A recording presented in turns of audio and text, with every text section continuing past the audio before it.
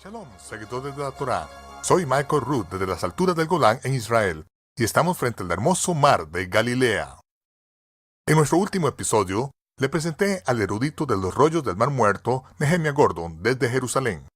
Le pedí que nos aclarara el conflicto que vemos en casi todas las páginas de los evangelios, la continua batalla entre Yeshua y los fariseos. Nehemia tiene una perspectiva única con este conflicto porque él fue criado en la tradición de los fariseos como un judío ortodoxo moderno. Su padre y el padre de sus padres, por 30 generaciones, han sido rabinos fariseos. Nehemia entiende el conflicto entre Yeshua y los rabinos porque él tiene un conflicto con las mismas enseñanzas de los rabinos. Nos damos cuenta que los argumentos que se desarrollan que Yeshua enseñó en la sinagoga alrededor de Galilea nunca fueron asuntos acerca de Yeshua quebrantando la Torá, donde más bien las disputas fueron causadas por un flagrante desprecio hacia las normas y regulaciones de hombres. Yeshua quebrantó deliberadamente las reglas de las instrucciones religiosas de su tiempo para ilustrar el mandamiento fundamental que sustenta toda la Escritura. Nadie tiene permiso de agregar o quitar ningún mandamiento de la Torá. Nadie, ni siquiera el mismo Mesías, tiene esa autoridad. Ahora, Nehemia continúa su discurso de la excomunión del rabino Eliezer en el episodio número 5 de la serie de 10 partes En busca del libro perdido, descubrimiento del texto hebreo antiguo del Evangelio de Mateo. Un día uno de mis rabinos se sentó y me dijo: basta de cuestionar a los rabinos, Nehemia. Usted tiene que aceptar su autoridad. Y él empezó a contarme una historia muy famosa, la historia del rabino Eliezer, la cual es una historia fundamental en la teología rabínica. La historia del rabino Eliezer se relata en el Talmud de Babilonia y dice así: el rabino Eliezer fue el mayor de los sabios de su época. De hecho, fue el maestro del rabino Akiva, que fue quizás uno de los rabinos más famosos que haya vivido, por lo que pueden imaginarse lo grande que fue el rabino Eliezer. Y un día el rabino Eliezer estaba en la academia rabínica y él estaba teniendo un debate con todos los otros rabinos y algunos pormenores de la ley rabínica acerca de un determinado tipo de horno, si era ritualmente puro o ritualmente impuro. El rabino Eliezer decía que el horno era ritualmente puro y todos los demás rabinos decían que era ritualmente impuro. El rabino Eliezer estaba tratando de convencer a los otros rabinos de que él tenía la razón. Era uno en contra de esta masa de rabinos. Y el Talmud explica que en ese día el rabino Eliezer presentó todos los argumentos del mundo y no pudo convencer a los otros rabinos de que él tenía la razón. Él presentó argumentos escriturales, argumentos racionales y no pudo convencerlos de que él tenía la razón. Él no sabía qué hacer y estaba muy frustrado. Finalmente él dijo: ya sé qué puedo hacer para convencerlos, voy a invocar un milagro. El rabino Eliezer gritó y dijo: si yo no estoy en lo correcto, que lo confirmen los árboles. Y en ese momento ellos escucharon un chasquido de la madera y todos los rabinos corrieron hacia afuera y vieron toda una orquesta de árboles siendo arrancados de las raíces, volando por el aire. Y ellos vieron esto y dijeron: esto es un suceso milagroso. El rabino Eliezer ha invocado un milagro para probar que él tiene la razón.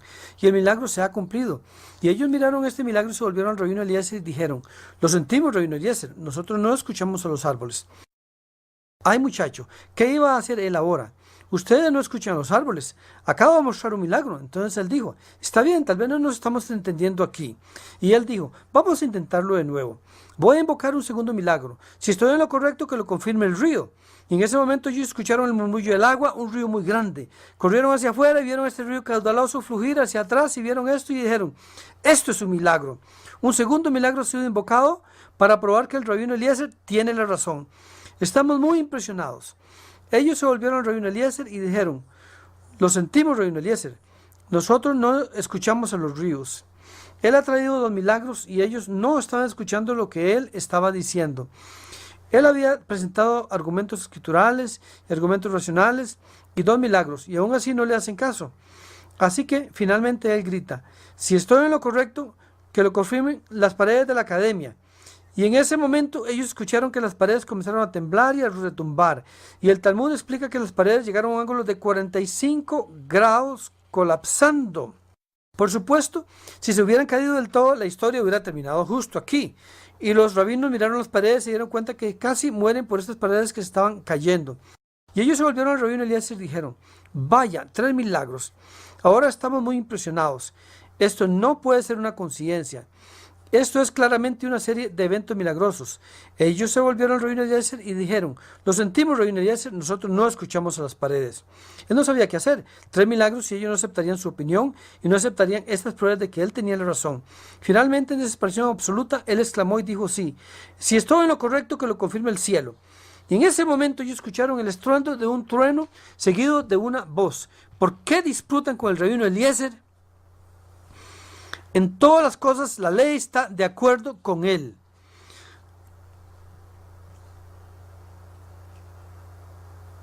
Y por cierto, ese es un registro verdadero que se hizo en ese momento. Ellos escucharon esta voz llamando desde el cielo diciendo: el rabino Eliezer está en lo correcto. ¿Por qué están discutiendo con él? Ellos escucharon eso y estaban muy impresionados y se volvieron al rabino Eliezer y le dijeron: evidencia escritural, 3 milagros y Dios hablándonos desde el cielo, diciéndonos que usted tiene la razón. Se volvieron a él y dijeron: estamos muy impresionados, pero lo sentimos, nosotros no escuchamos al cielo.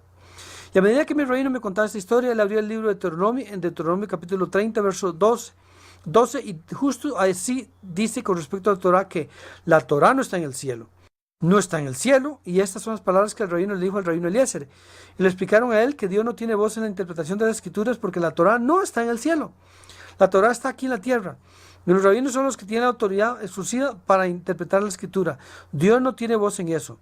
Y mi rabino se volvió a mí mientras me contaba la historia y dijo: mira, Nehemia, Dios mismo no puede cuestionar la interpretación de los rabinos. Así que, ¿quién es usted para cuestionar sus interpretaciones? Y a medida que escuchaba esto, yo estaba en shock. Tengo que decirles que por años he luchado con la ley oral. Fue muy difícil para mí porque mi papá es un rabino y muchos de mis ancestros fueron rabinos importantes. El hombre por el cual me pusieron mi nombre, Nehemia, fue un famoso rabino en Chicago, y para que yo quebrantara esta ley oral, la cual había sido la herencia de mis ancestros, fue muy difícil para mí. Por años he luchado con esto y tuve dudas y no estaba seguro, pero cuando escuché esta historia me volví hacia mi rabino y le agradecí y le dije: ahora sé que esto no es de Dios. Ahora la historia, en que en realidad tiene una continuación, se pone peor. El Talmud continúa diciendo, mi rabino no me contó esta parte, pero más tarde lo leí directamente del Talmud. Y cuenta acerca de cómo más tarde, después del enfrentamiento entre el rabino Elías y los otros rabinos, uno de los rabinos llamado Natán andaba por el bosque. ¿Y a quién se encontró en el bosque? Él se encontró al profeta Elías. Y por supuesto los rabinos creen que Elías nunca murió. Si usted ha estado alguna vez en un seder rabínico de Pascua, esa es una de las cosas que va a notar de manera muy prominente.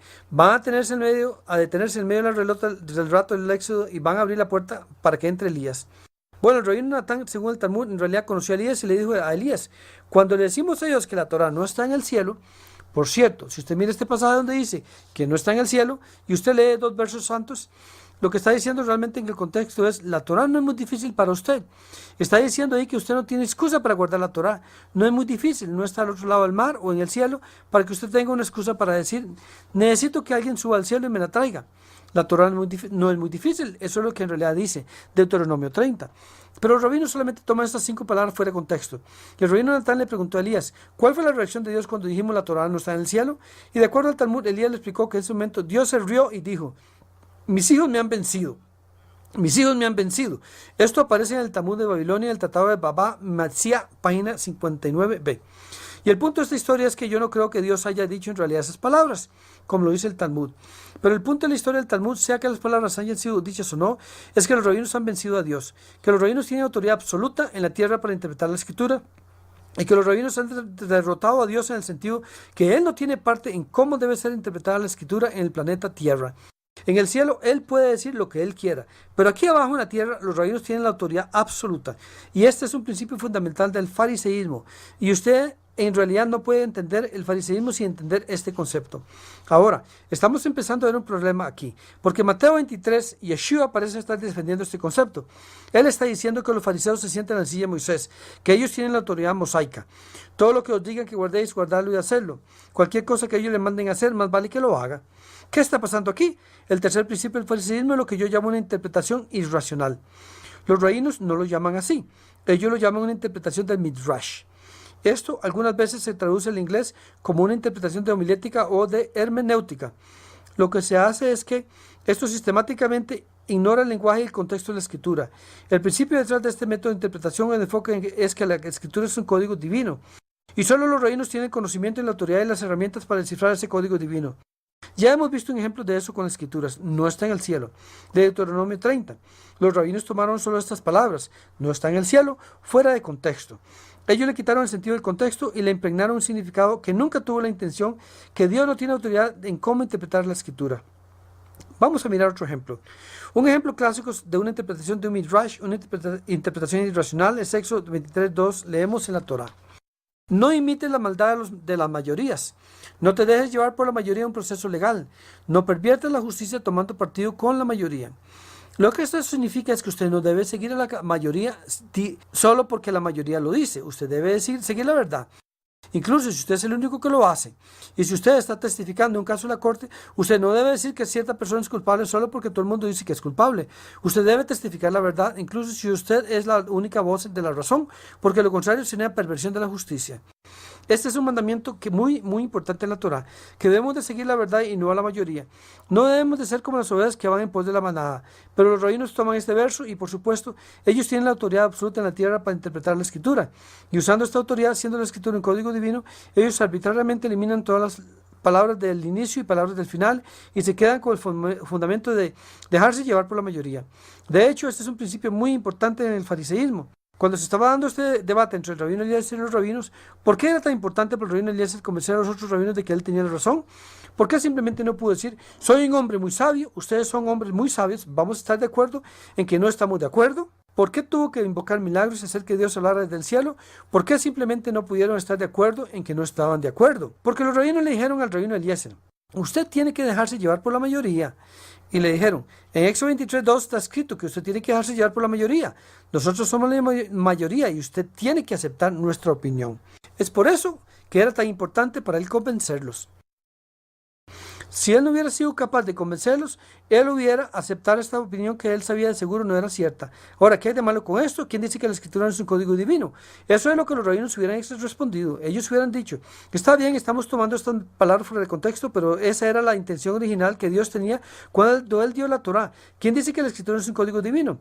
Bueno, ya que la escritura no es un código divino, porque se nos dice en Deuteronomio exactamente cómo interpretar la escritura, en Deuteronomio capítulo 31, versículo 12, hay un mandamiento que la Torah debe ser leída en voz alta en una lectura pública. Ahí se nos dice, reunirás a todos los hombres, mujeres y niños de tu pueblo y a los extranjeros que vivan en tus ciudades para que escuchen y aprendan a temer a Jehová tu Dios y obedezcan fielmente todas las palabras de esta Torah. El propósito de esta lectura pública de toda la Torah desde Génesis hasta el final del Deuteronomio cada 7 años era para que los israelitas escucharan la Torah y que al escuchar la Torah se aprendieran la Torah y que al aprender la Torah sabrían practicar la Torah. Continúa en el versículo 13 y explica, y los descendientes de ellos para quienes esta ley será desconocida. Ese niño de 7 años que nunca ha escuchado la Torah antes es su primera vez. Hay niños que no la conocen, la oirán y aprenderán a temer a Jehová tu Dios. Ahora, esto es muy importante porque lo que esto significa es que la manera en que los israelitas antiguos aprendían la Torah era escuchándola. Y en realidad esta es la manera en que Dios destinó que la Torah fuera entendida. Al venir cada 7º año y escucharla en la lectura pública, cualquiera que no hubiera escuchado antes la Torah, cualquiera que no la conociera, simplemente la aprendería a escuchar. Ahora, una vez que comprendemos esto, nos damos cuenta de que no se pueden tomar 5 palabras, no está en el cielo, fuera de contexto, porque cuando usted lo escucha, está escuchando todo el pasaje, usted está escuchando todo el versículo. Usted no puede tomar 2 versículos aquí, 3 palabras allá y medio versículo de aquí y probar un texto usted mismo, convirtiéndolo en una teología. En realidad usted tiene que leer la escritura dentro de su contexto y ver toda la evidencia y todo el contexto. No solo tomar unas pocas palabras y otras palabras por allá. Porque eso es lo que los israelitas antiguos hubieran entendido y escuchado cuando ellos escucharon la Torah leída en voz alta cada 7º año. ¿Por qué es que ellos tenían que escuchar la Torah? ¿Por qué no podían simplemente sentarse en sus casas y leer la Torah como lo hacemos el día de hoy? ¿Por qué tenían que escucharla en voz alta y venir desde Jerusalén cada 7º año? La razón de eso es que el antiguo israelita promedio no tenía una copia de la Torah en su casa. Se requería una gran riqueza y los recursos para tener una copia de la Torah en su casa. Y de hecho, hay una ley específica en Deuteronomio 17 y 18 de que el Mesías ungido rey de Israel debe de escribir por sí mismo una copia de la Torah. La razón por la que él debe de escribir una copia de la Torah por sí mismo es que si no lo escribe por sí mismo, él no tendría una. Él no puede ir a la tienda y comprar una por $3. Si él no la escribe letra por letra, palabra por palabra, él simplemente no tendrá una. Y si él no tiene una, él no será capaz de reinar como un rey justo. Como un rey justo de Israel, él tiene que tener la Torah a su lado en todo momento, y eso es lo que Deuteronomio 17 y 18 es, una ley específica ordenándole al rey a escribir una copia de la Torah. Ahora, una vez más, ¿por qué se tomaba tantos recursos para hacer una copia de la Torah? Vamos a recordar que en los tiempos antiguos, si yo quería una copia de la Torá, yo tenía que empezar con todo un rebaño de ovejas que yo pudiera sacrificar para poder hacer un pergamino. No todos podían darse el lujo de hacer esto. Yo tenía que tener barriles y barriles de tinta para poder escribir la Torá. Y tenga en mente que en los tiempos antiguos usted no podía ir a Office Depot y decir que usted necesitaba 30 barriles de tinta. En realidad usted que hacer que alguien fuera y produjera la tinta y produjera los barriles. Esto era toda una industria solamente para escribir un libro. Y finalmente quizás la parte más cara era que usted tenía que tener a un escriba sentado por al menos un año copiando letra por letra, palabra por palabra, para poder tener una copia de usted mismo de la Torá. Así que el israelita promedio simplemente no tenía una copia de la Torá. No tenía la riqueza o los recursos para producir una copia de la Torá. El creador había dicho esto y él tomó esto en cuenta y dijo, la manera es que el israelita promedio aprenderá la Torá. El pastor sencillo y el granjero será simplemente escuchándola cada séptimo año. Ahora, una vez que comprendemos esto, nos damos cuenta que la manera en que la escritura fue destinada a ser entendida es mirando el lenguaje y el contexto. Esa es la clave para entender la interpretación correcta de la escritura, mirando el lenguaje en el contexto. Ahora, en realidad esto es de un gran reto para nosotros. No podemos simplemente presentarnos cada 7 años para escucharla porque tenemos ciertos desafíos que los israelitas antiguos no tenían. El primer desafío que tenemos es un desafío lingüístico, el idioma. La Torá no se escribió en español de la Reina Valera. En realidad fue escrita en hebreo bíblico. Ahora, el problema es que hoy en día nadie en el mundo habla hebreo bíblico. He vivido en Israel por 12 años y soy fluido en hebreo moderno y en realidad leo el hebreo bíblico fluido, pero hoy nadie habla hebreo bíblico como su lengua nativa. Ahora, para darles una idea de cuál es la diferencia, es como la diferencia entre el inglés que ustedes hablan aquí hoy y el inglés de Chaucer. Usted podría entender los escritos de Chaucer y probablemente entendería unas pocas palabras de cada página, pero a menos que usted estuviera entrenado para leer ese dialecto inglés, usted no entendería lo que Chaucer está diciendo. Ese es el reto que tenemos con el hebreo bíblico. Tenemos que entender el lenguaje como fue originalmente hablado hace 3.500 años. El lenguaje que fue hablado por los pastores y agricultores israelitas antiguos que simplemente podían presentarse, escuchar la Torá, leer y entenderla. Así que tenemos que trabajar más duro que ellos y eso era parte de lo que significa estar en el exilio, ser expulsado de la tierra de Israel, perder nuestro lenguaje, estar disperso por todo el mundo. Estas son las cosas por las que tenemos que lidiar estando en el exilio. Ahora, el siguiente asunto que tenemos que mirar es el contexto. Ya hemos hablado acerca del contexto textual. Eso es que no puedo simplemente tomar la palabra no está en el cielo y sacarla del contexto. Tengo que mirar todo el pasaje o estoy torciendo lo que dice la escritura. También hay un contexto histórico. Permítanme ilustrar lo que quiero decir con contexto histórico con un ejemplo. 3 veces la Torá se nos manda Lo tevashel gedeh behalev imo. No guisarás el cabrito en la leche de su madre. 3 veces aparece palabra por palabra, J por J, tilde por tilde, exactamente el mismo mandamiento 3 veces, 3 veces. Los rabinos, por supuesto, que miran la escritura como un código divino, y cuando ellos escuchan 3 veces, Éxodo 23, no guisarás el cabrito en la leche de su madre. Éxodo 34, no guisarás el cabrito en la leche de su madre. Deuteronomio 14, no guisarás el cabrito en la leche de su madre. Ellos escuchan eso 3 veces, dicen, la escritura es un código divino y cuando los códigos tienen cosas repetidas, en el código significa que hay un significado adicional escondido. Cuando el mismo mandamiento aparece 3 veces, en realidad eso indica 3 cosas diferentes. ¿Cuáles son las 3 cosas diferentes que indica? Por supuesto, solo los rabinos tienen la autoridad para interpretar lo que estas 3 cosas significan. La primera, de acuerdo a los rabinos, es que usted no debe comer carne con leche juntos. La segunda vez que dice, no guisar el cabrito en la leche de su madre, lo que realmente significa es que no se debe cocinar la carne y la leche juntas. Y la tercera vez que aparece significa que usted ni siquiera se debe beneficiar de la carne y la leche siendo cocinadas juntas. ¿Qué quieren decir ellos con beneficiar? Usted ni siquiera debe dárselo para comer a su perro. Bueno, esa es la manera en que los fariseos, los rabinos, lo miran. Cuando oigo 3 veces que el Creador me dice, no guisarás el cabrito en la leche de su madre, primero hago la pregunta, ¿qué habrá entendido el antiguo pastor agricultor israelita si él le hubiera escuchado esas palabras 3 veces? Si hubiera sido este niño de 7 años de Deuteronomio 31:13 que no sabía nada, ¿qué hubiera entendido él? Y llegué a la conclusión, después de un análisis lingüístico y textual, que lo que él hubiera entendido al escuchar esto 3 veces es que no guisarás el cabrito en la leche de su madre. Está muy claro, no tiene nada que ver con la carne y la leche. Ahora, hoy en día sabemos que eso es lo correcto, sabemos que esa es la interpretación correcta, porque los arqueólogos han descubierto documentos antiguos escritos por cananeos de una ciudad en Siria llamada Ras Shamra, que tenía escritos cananeos antiguos. Ahí los cananeos hablan acerca de cómo ellos tienen un rito de fertilidad, donde ellos guisaban el cabrito en la leche de su madre como un rito de fertilidad a una de sus deidades. Y así, al día de hoy, sabemos que la razón por la que la Torá nos prohíbe participar en esta práctica pagana, nos prohíbe guisar el cabrito en la leche de su madre, es porque esto era una antigua costumbre pagana o sacrificio de fertilidad. Y es por eso que la Torá nos dice, no coma carne y leche juntas, o no guise carne y leche juntas. No está hablando de eso, está hablando específicamente acerca del sacrificio pagano de fertilidad, de guisar a un cabrito en la leche de su madre. Ni siquiera es una ley de alimentación. Es un sacrificio pagano del que se nos prohíbe participar. Todos los antiguos pastores o agricultores israelitas habían de saber esto. Ellos interactuaban con los cananeos. Ellos conocían a estos paganos. Ellos conocían sus costumbres. Sabían que estaban sacrificando cabritos en la leche de sus madres y la Torá les prohibía hacer eso a ellos. Esa es la diferencia entre interpretar la escritura como un código divino e interpretar la escritura verdaderamente en un contexto, de acuerdo a su lenguaje y de acuerdo a su contexto histórico. Lo que esto nos enseña es que tenemos que usar la arqueología y la historia para descubrir y tratar de tener un mejor cuadro y entendimiento de lo que la Torá nos está mandando. Ahora, ese es el tercer principio del fariseísmo. El cuarto principio del fariseísmo es la tradición santificada.